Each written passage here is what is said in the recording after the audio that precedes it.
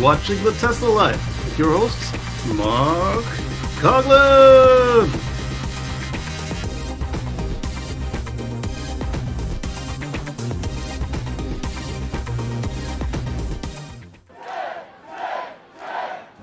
Hello, everybody, and welcome to the Tesla Life number 339. Here we are, the 27th of December, 2023, our last show of 2023.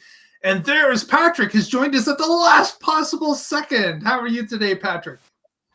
I'm good. Hello, Tesla Nation. Should be a great show. And look, Piero left me under the tree. Oh, he's got the cyber mug. Exactly. And Casey also joining us this time, of course, from an undisclosed location in the mid-Atlantic region. How are you today, sir? Apple thinks they know how to resize my monitor. I'm trying to look underneath the camera, and it's like going phone size and then like ultra wide, and I want something in the middle. Are you saying that Apple doesn't know as much as you do about your own monitor? I don't even know how to drive it at full size.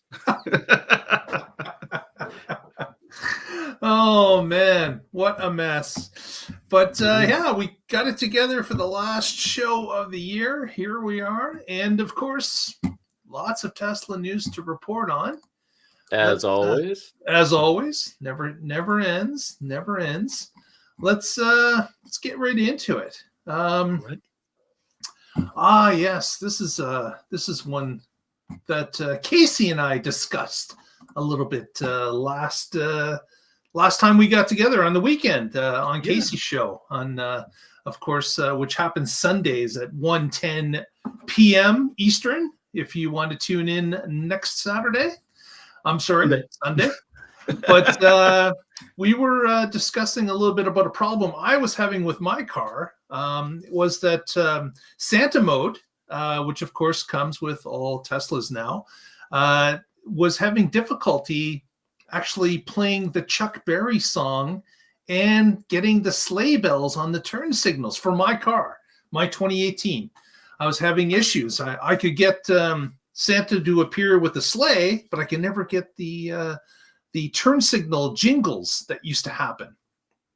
And of course, when you enable Santa mode, Chuck Berry starts singing Run, Run, Rudolph, and that wasn't playing as well. So just a quick PSA, I went into the setup of the app, and there is a little toggle that says Jingle All The Way, which is code for we'll play Chuck Berry and you'll get jingles on your turn signals. My option was on, so I was supposed to have it, but it wasn't working. So I just toggled it off, toggled it back on, and then it worked. So there you go. Something just got flagged in there that it thought it was off, even though it was on, and just reset it, and we got the fix in place. So a little bit late. We were hoping to use that during Christmas Day, but I figured it out the next day. As we call it in Canada, Boxing Day. So, Boxing Day. Also, if you are in one of the FSD betas and your auto wipers just won't turn on, you can do the same thing, turn them off, and then turn them back on. And for me, that did the trick. Although I did not remember to go back out to the car and test it like I told Mark that I would for the, for the jingle bells. I see an IT crowd meme here. Did you try turning it off and on again? Did you do a hard boot? Yes. So, yeah, that was fun that we got that out of the way. Another story of interest. Yes. Tesla recently showed some pictures of the Cybertruck on a little obstacle course, which of course we've seen it in California on some off-road courses, but this looked a little bit different. And the notation had indicated that this was from Rogers, Minnesota, which I was not familiar of this particular location. Let's see if we can share a photo here of what I had seen. Let me get to, here it is. Okay. And share. And select. Boom. So get a load of this. We've got this rock, looks like a bridge with some weathered posts. And it showed the Cybertruck climbing over this, looks like some shale rock. And just cresting the hill here, kind of. There was 4 photos. There's the furthest one away. Now, this kind of looked weird to me. I don't think I'd ever seen an off-road course that looks like this. It turns out I looked up Rogers, Minnesota, Tesla, and it came up with a showroom that apparently in the past was owned by Hummer, and Tesla took it over. And in front of this little dealership lot, there is a custom-made little off-road course. Runs the full length of the front of the showroom. And now Tesla, of course, now that they have a 4x4 vehicle, they're out testing it on this little course that they've taken over from Hummer. So great marketing now that they have a 4-wheel drive to actually traverse this. And what a great way to show off the truck. Can you see if the front had a camera? One of those views had a good view of the nose. Yeah, they all do. I'm just curious. Right here. Offset from the license plate. Yeah. It's got a camera. So you pull up the camera's view and you swipe up, or swipe it so that you can see up. So swipe down, I guess. And then you can see the forward of the car. And if you pop it in reverse, it'll swipe itself. And then you can swipe it back if you still want to see the front while in reverse. Very cool. Yeah, and you can wash it. You push the little button.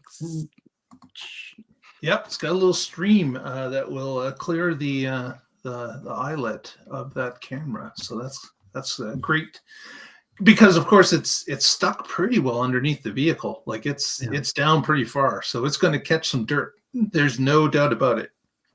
Mm-hmm. Especially if you're off road. Yeah, absolutely. Next, what are we going to talk about? Yes, Patrick's got a story for us concerning a Semi and a Model Y, and not really the story you're thinking it might be. Go ahead, Patrick. Yeah, so somebody decided that they had a semi-trailer and that they were going to move it with the Model Y. Now, I don't know if it was their Model Y or they stole the Model Y, because even though there were plenty of pictures of this Y driving around pulling this massive trailer, it ended up getting ditched at a gas station. So first of all, I just let's talk about pulling with a Model Y. You've got a lot of horsepower with those electric motors. It's rated for 3,500 pounds. That doesn't mean that that's the most it will possibly pull. That's the most it's rated for. So you can go over that, but it's a horrible idea. The brakes are not rated for that. If you're pulling this trailer, I don't know if it was loaded or not. You could end up having a horrible stopping distance and getting into a crash because of it. And so this was reckless.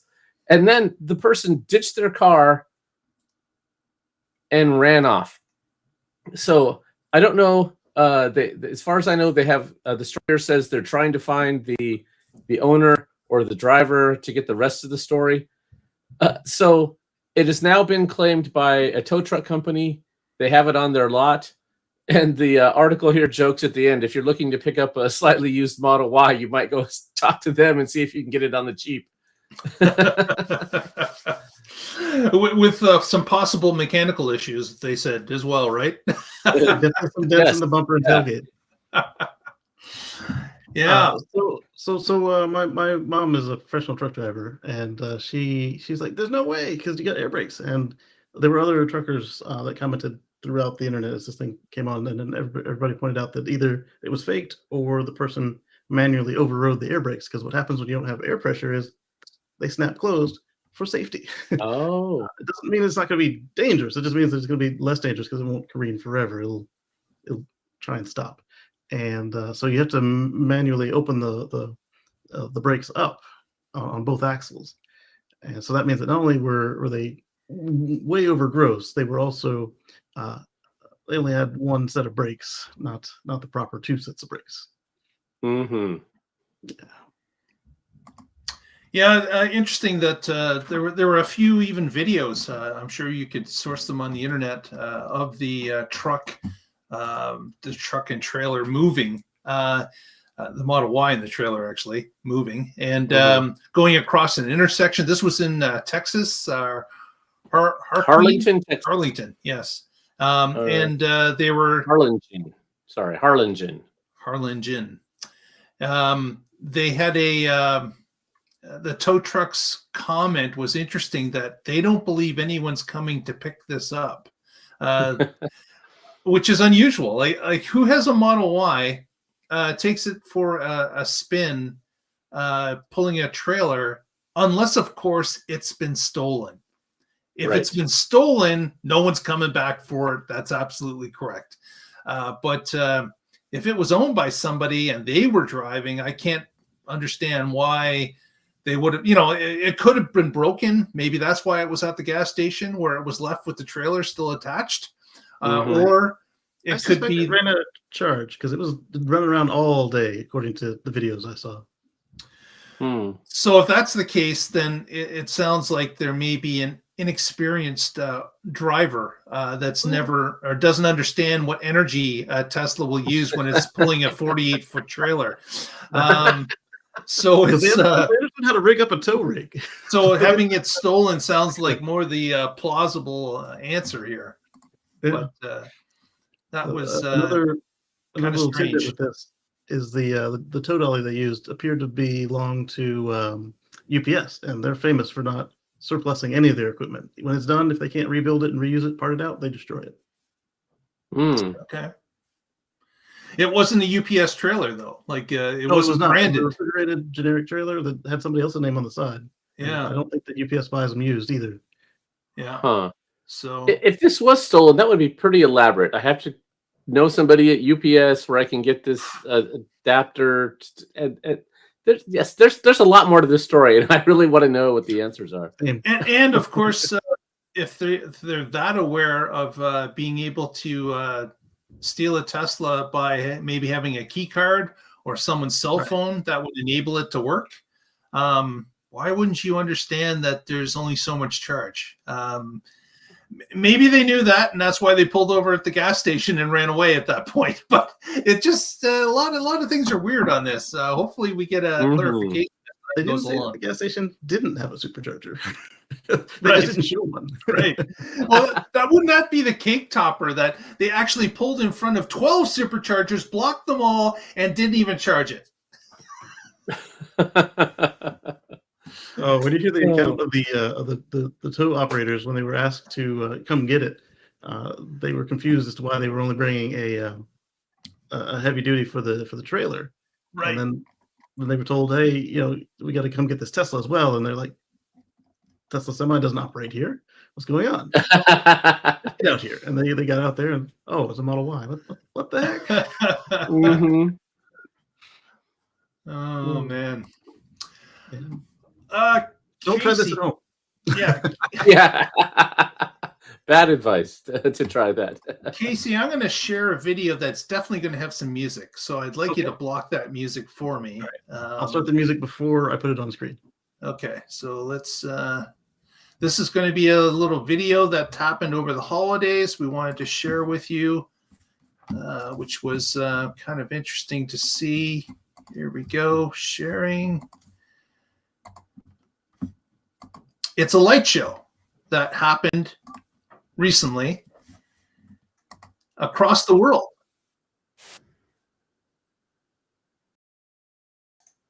Nice. Yes.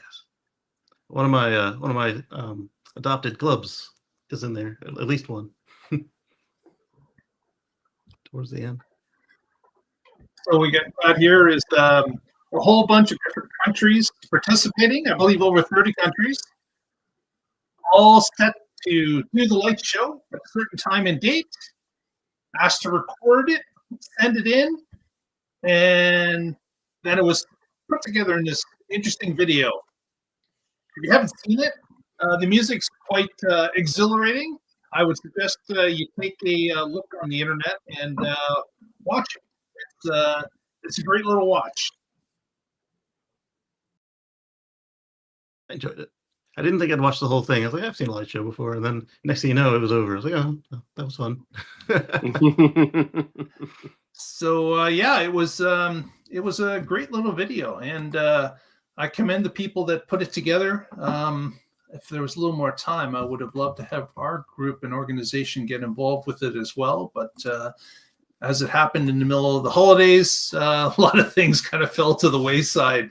But great job here with a number of different people from around the world contributing, and even down to just one or two cars, as well as, of course, it looked like 50 or 60 in some of them. So great job. Mm-hmm. Out on the heels of that world record commission they did over in Europe. That's right. That's right. And a great use of the new feature to have them start at a specific time. Yeah. Yes. Yeah. Oh, there's another new feature that came out with CyberTruck.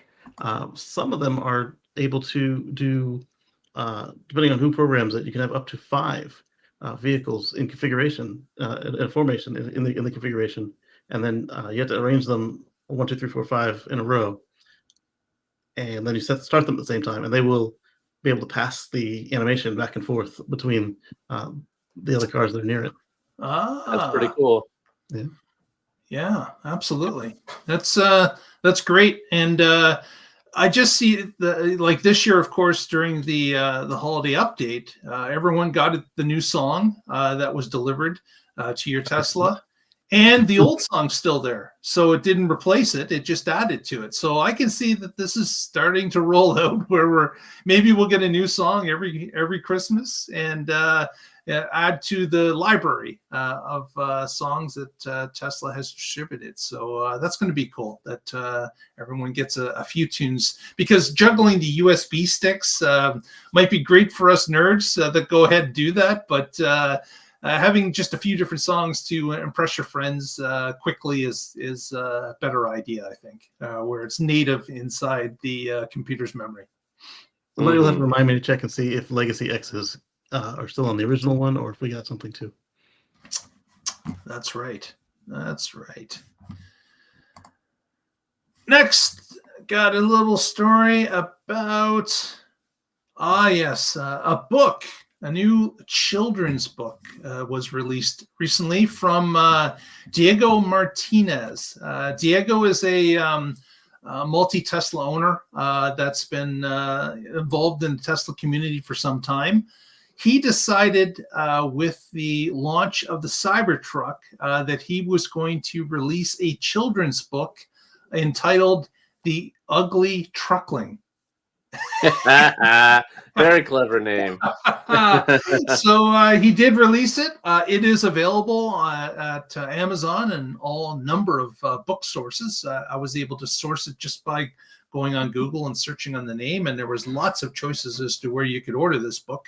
But it's a children's book. Might be great for the small people in your life to read about the Cybertruck and its adventures.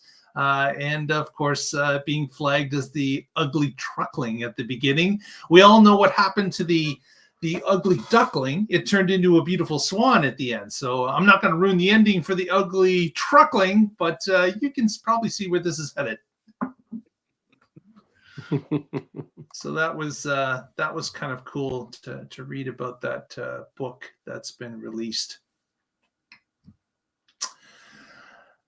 Next story, Casey, did you read about this? About the professional rally driver Piero Longhi's 6-year-old Model S. Did you hear about this story?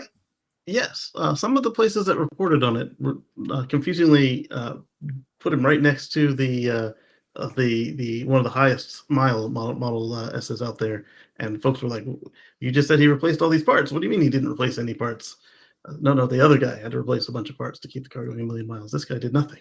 But it was really cool. He managed to do something that hopefully one day will be common with all EVs, or at least all Teslas, where you can go many hundreds of thousands of miles, kilometers, and not have to do anything but change your tires and do your washer fluid. Yeah, so 236,000 miles. Yeah. And had indicated that basically he had not replaced any maintenance parts at this point, except for tires, windshield wipers, and of course, windshield washer fluid. So very light on the maintenance after this amount of miles. He does drive a lot. It's a 6-year-old Model S, and he's had very good luck with the vehicle when it comes to maintenance. Yeah. Now, I did bring up this story just so, not wanting to lead the audience who does not own a Tesla currently, that there is no maintenance involved with a Tesla.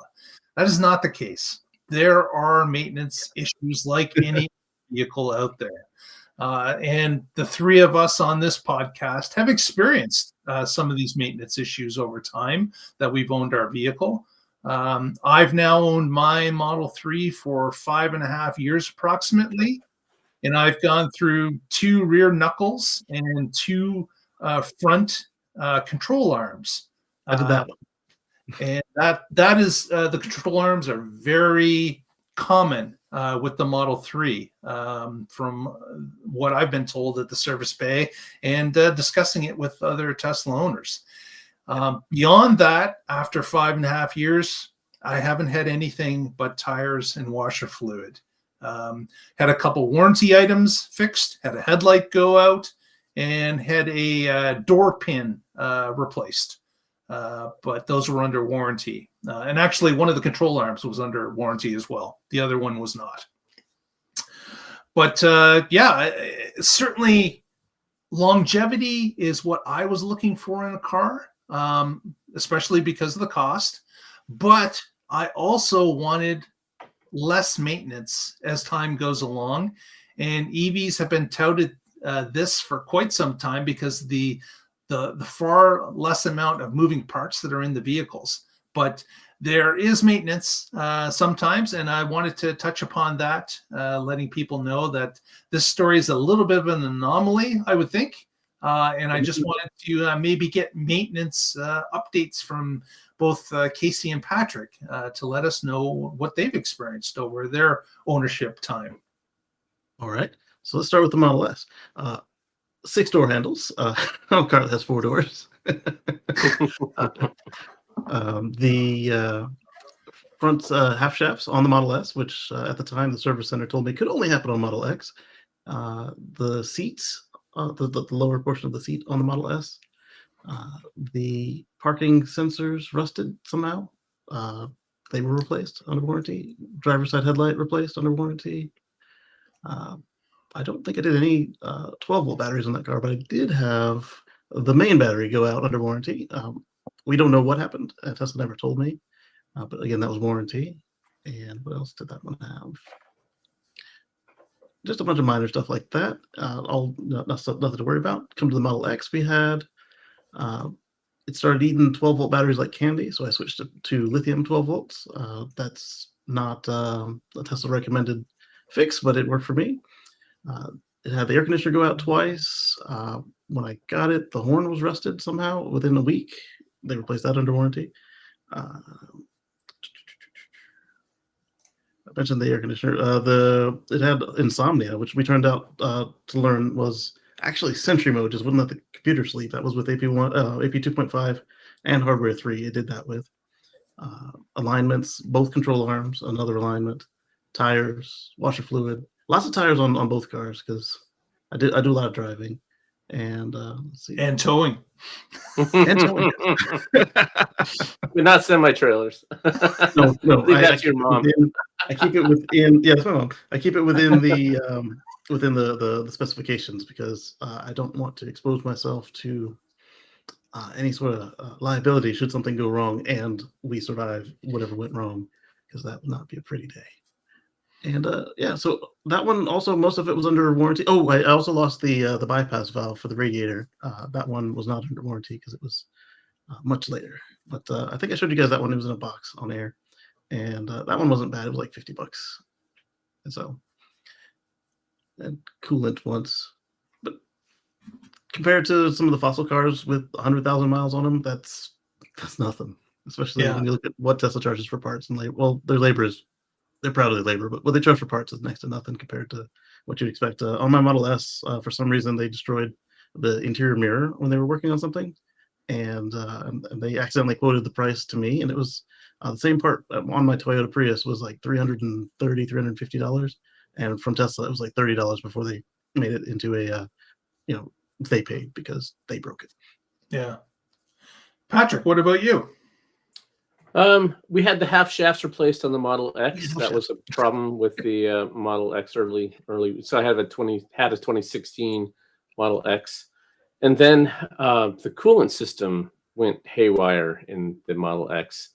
That was throwing up error codes, and it was during a ski trip, and I wasn't sure how we were going to get back, and it all worked out. Although it did, they had the car for 43 days to get that one fixed.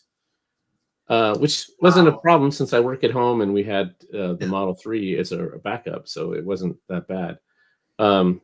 They offered a loaner, and I said no, that's fine. And yeah, so those are the big ones. We had our 12-volt battery replaced in the Model 3 recently, and we talked about that on the show. Mark, you still haven't had yours replaced yet, so it's coming soon. Fingers crossed. Yeah, there were little things like, Mark, you were talking about the reindeer Rudolph thing. My guess is that after one of the updates, that just didn't get tested. It's such a minor feature that it's not going to be something that is, I'm sure that now it's been reported. They're like, oh yeah, we should check that. On the Model X, it had the Wizards of Winter song and dance, and it, the doors open and close and the mirrors flap in and out. One of the mirrors would not let me move it after that. After I did the show, it wouldn't fold in any longer. It would stay out. Where normally they would fold in when I came in my driveway, and that one didn't. And probably because it felt it wasn't being paid enough to do both actions. Yeah, so that was another just a bug they didn't catch. Like, okay, after you do that, if you have this enable automatic folding feature on, the cool thing is that when I reported like that, they fixed it. They sent me a personal update and said, does this fix it? And it did. And then that got rolled out to the whole fleet in the next big update. It was the same thing that happened. I was having some problems with the touchscreen. And it turned out that the headset that I use, I was leaving it in my car to charge up because it's the one I use at work. And so that way I'd have it at work and it would come fully charged. And that was causing a problem with the USB controller. And then that failure was stopping the rest of the initialization, which was the next thing was the touchscreen. And a Tesla where the touchscreen is not working is pretty useless. And so they were very curious about how this was happening. They went through my logs. They said, next time it happens, call us immediately so that we can, and here's a number to me directly. And it was really cool to actually be working with them to interactively debug it. And then they did the same thing. They sent me, okay, we're pushing an update to your vehicle. Did that solve it? Yes, it did. Okay, cool. Thank you. And then it got rolled out to the fleet in the next big release. So it's really cool when they work with you like that. You actually are involved and they're listening to you. You're getting feedback. They're fixing things. You get to be involved in testing it. It was really kind of cool. Yeah, absolutely. Absolutely. So I just didn't want the one story to show that, there's no maintenance. Okay, yeah. There's less maintenance, but you know what? You're going to have regular maintenance with any vehicle. We're just hoping that with less parts, EVs are going to be a better buy because of less maintenance overall. But there are going to be isolated instances where the EV is going to have problems, and the three of us have experienced problems. I'm sure most Tesla owners have experienced problems over time. This story is kind of the outlier, I would say. Yeah, a good outlier, but an outlier nonetheless. Yeah. Basm had 2 door handles under warranty and a 12-volt battery last year on his 9-year-old Model S. And like Patrick, mine had spent some nights in the in the service center, but never that long. Mine, the longest was like a weekend. And they had a loaner, so I wasn't missing it too hard. Mm-hmm. Unless the loaner was missing all the features that I'm used to.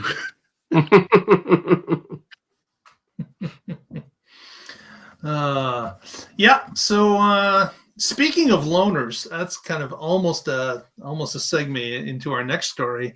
And we know that with the launch of the Cybertruck, that Tesla had first of all played with the little clause that they put inside the purchase agreement about you not being able to flip the truck to somebody else without permission, without the possibility of you getting a $50,000 fine, number of things that they were trying to roadblock you basically from profiteering from an early version of the Cybertruck.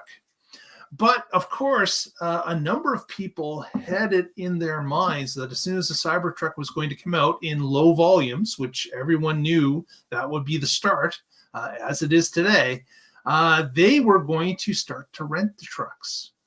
And the rental agencies, private rental agencies, I would say, this isn't Hertz or somebody large.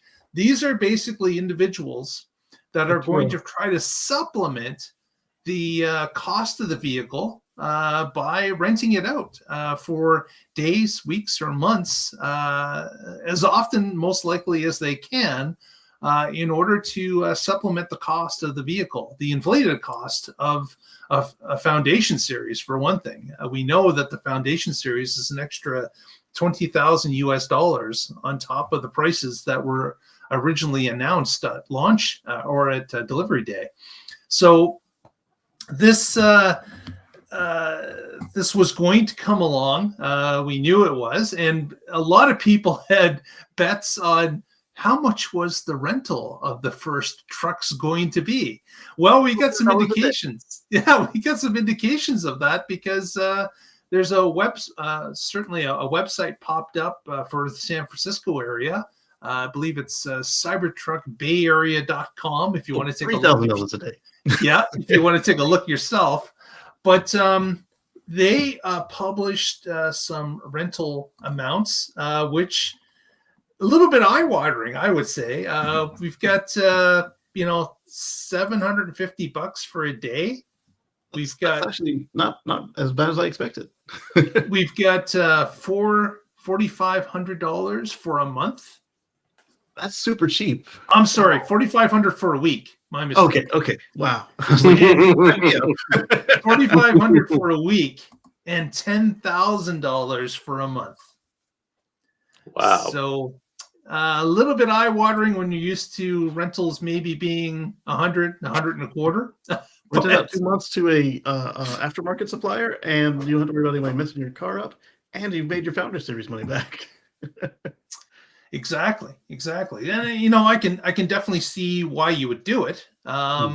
Although we have heard some real horror stories about people renting their vehicles out on Turo and other websites about chasing people down, trying to get the vehicle back, getting a vehicle that is in some if not dirty condition, but it's been abused in some ways, like towing a semi-trailer around, maybe something like that. So if it's a Cybertruck, it's going to be hit with a sledgehammer and shot with a 9mm. Yes. So one odd outlier guy had I don't know if it was a Model S or a Model Y. He got it back, and they had tinted his windows, and everything else was fine, but they were tinted now legally, but. Not legally in the sense that he had permission, but like they weren't enough to get you a ticket.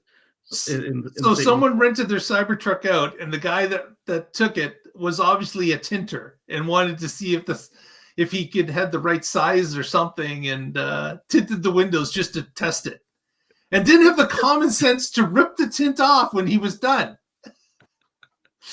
But I will say that, as Mark was saying, with all of those horror stories, you must protect yourself and be careful and be expecting that this won't be. Don't do it with your main car. Probably make this like a totally a business car or an extra car or the one that the kids can use when they're in good behavior. Don't make it your daily driver because you will begin to hate humanity. I used to rent cars out professionally, and um, the kind of stuff that people pulled with or without that damage waiver. Oof. Right, and make sure you have it insured properly for that kind of use.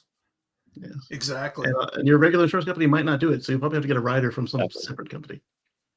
Mm-hmm.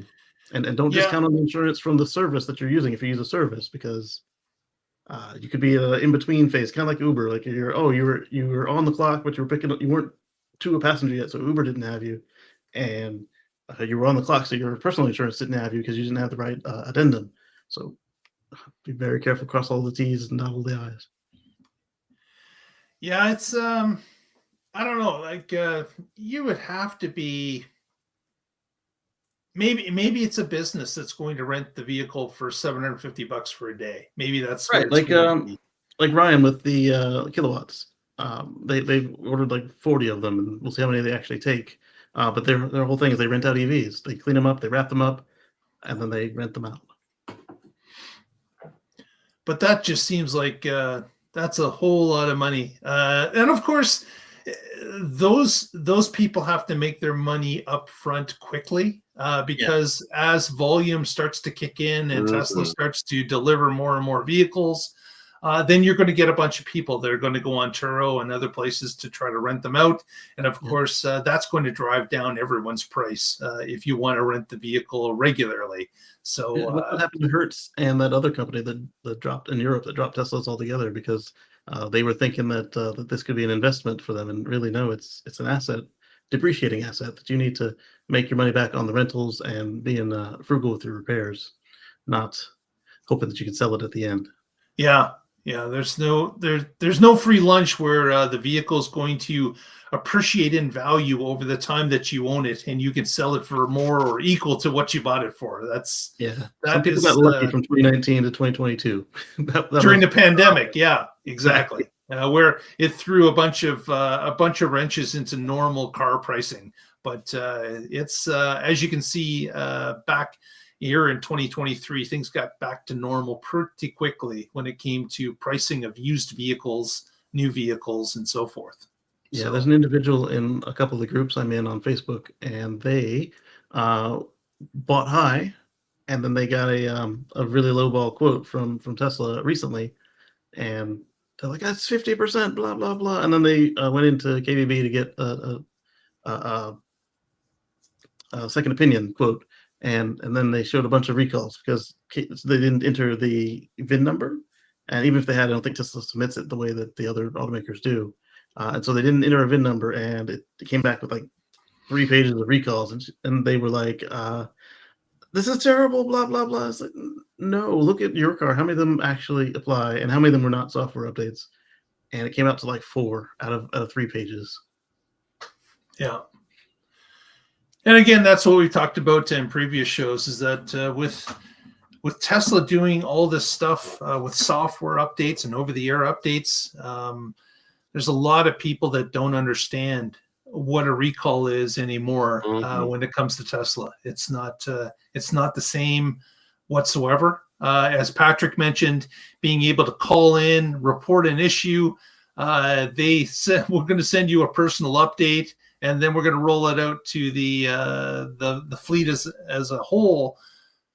How many millions of vehicles would have never experienced that issue at all in the first place? And putting that as a recall or even an update just doesn't make sense anymore. They've got to roll different type of definitions into recalls when it comes to over-the-air update / software updates. Yeah, speaking of recalls, we had another one on 120,000 Model S's and X's. Again, that one was a physical issue, but it was an over-the-air software update recall. It wasn't a bring it into the dealership recall. And then there were 3 million bring it into the dealership hardware recalls for Honda and Toyota. but this isn't that show, so we will move on from there. But you saw how much the 2 million cars got in the news, and how many of you had heard about the Toyota and Honda before just now? Yeah, so. Exactly. Well, moving on. This story is kind of interesting. We've got, of course, Highland has been rolling out in Shanghai, being delivered to Europe. In fact, there was a boatload of Highlands just being loaded up, which will be the last of the year at Shanghai port, and apparently on their way to Europe. But this story was talking a little bit about Model Y and the Juniper update that we've heard a little about over the past little while. And with Shanghai, as normal, when a part starts to run out for Model Y production, if they know Juniper's taking a different part, they're starting to order those parts and incorporate them into the build. Because we saw China's build of the Model Y start to get ambient lighting on the inside, updates to the dashboard, and of course it will eventually go into the side doors as well. But there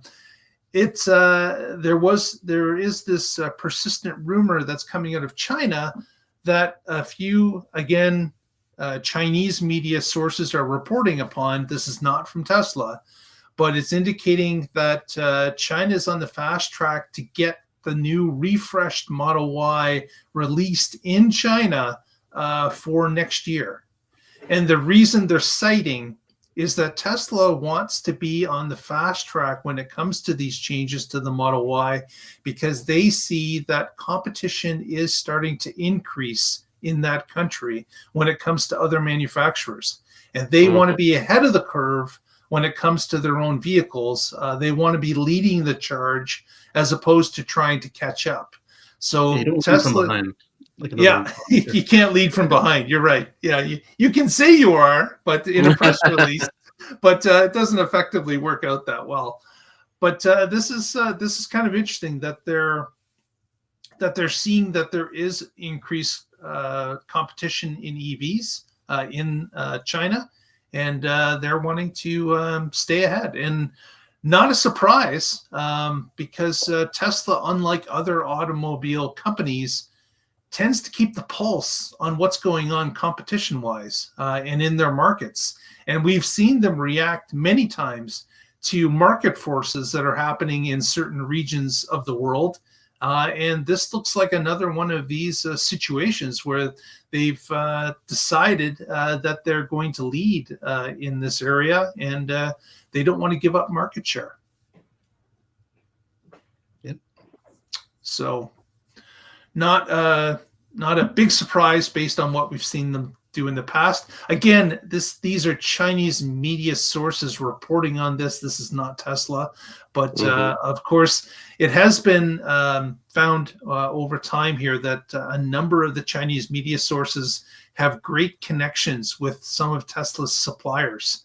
And of course, they sometimes get word about parts and orders that are being fulfilled for Tesla outside of the Tesla news media completely.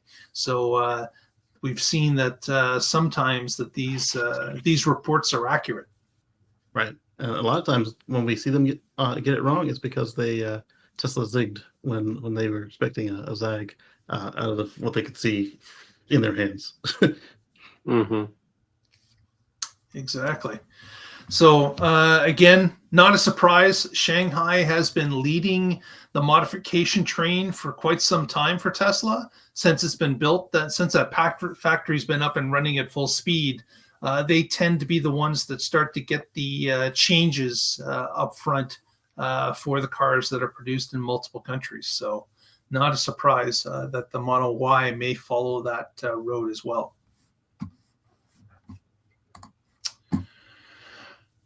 Next, just a little photo that we can share here. And I thought this was kind of cute that we had this appear. Oh, sorry, I went to the wrong place. Let's try that again. select the photo. Share it. Here we go. So in the Cybertruck, we've got pet mode as well. But of course, the dog displayed is in polygon. So, yeah, low polygon count dog. I like it. So this little animated dog, just have a screenshot here, but there is the dog is animated and is he's in low bit generation, but looks cute regardless. So that's kind of cool. It looks more like the RCA dog than the balloon dog in the other one. Ah, that's true. Yeah, I can see the RCA dog in that. Yep, definitely. But I was saying on X that I hope that they do this going forward for each car, and that if they do, that they've programmed it sensibly, so that way, like it just loads up. Oh, I'm in a Cybertruck, so I need these copies of these images and animations and this font, and then like the new Model S and the Model Next and the Cyber Taxi, and then whatever else will all just have their own personality to them, not just on the exterior, but then when you get in, the interface will still work the same but look different. I think that would be cool. I want to be able to go in and select a model that looks like my dog. Exactly. Or even better, press the take a picture of my dog and put it in there. Yeah. Oh, that'd be cool. That would be awesome. Yeah, and it's got a front bumper cam, so if you are one of the no dogs in the car people, you got that. And if you aren't one of those people, you can do it with the interior cam, like a Zoom call. Yeah. So imagine that is in the app. It says take your dog's picture, and so you press the button, and the next instruction is, okay, put your dog behind the wheel and start into drive. We'll take the picture of you and the dog.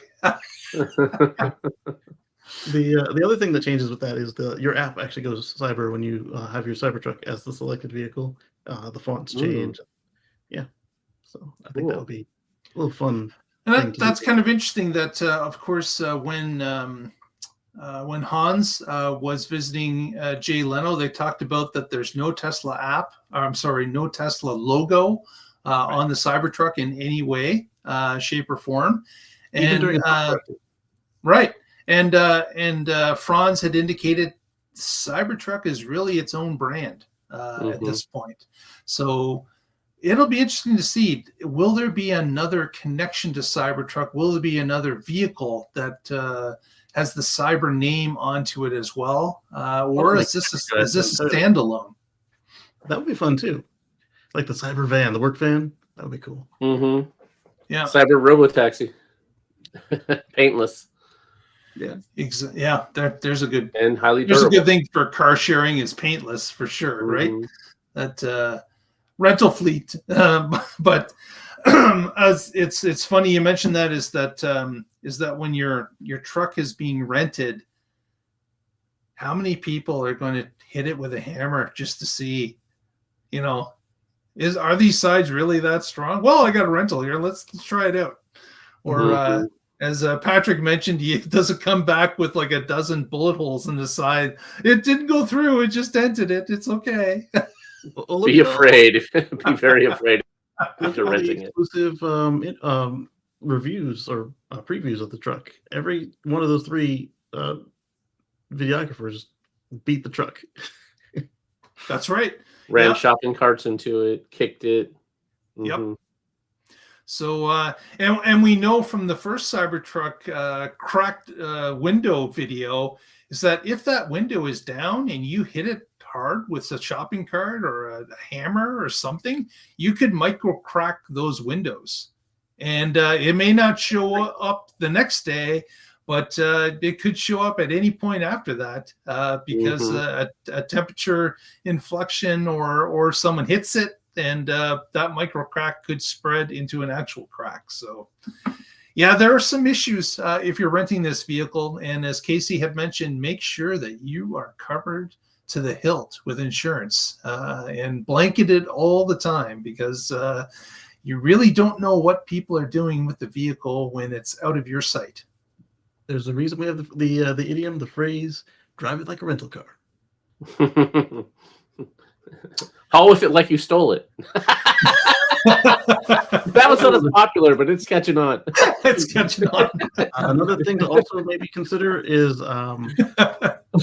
mark your wheels and tires, so that way if somebody else has a Cybertruck, they don't try and get free tire upgrades off of you. Oh my gosh, that's a horror story. Just thinking about that kind of stuff. Like, You used to rent cars here. The common ones, that was something that could happen occasionally. Wow. Like, oh, I've got a Chevy.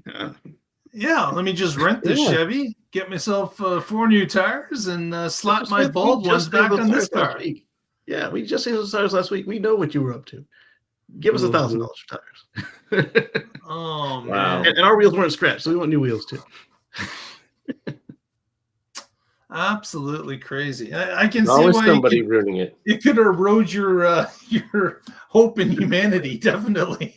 If it's your personal car, like your daily driver, I guarantee you will think less of the world after you let maybe 5 people rent the thing.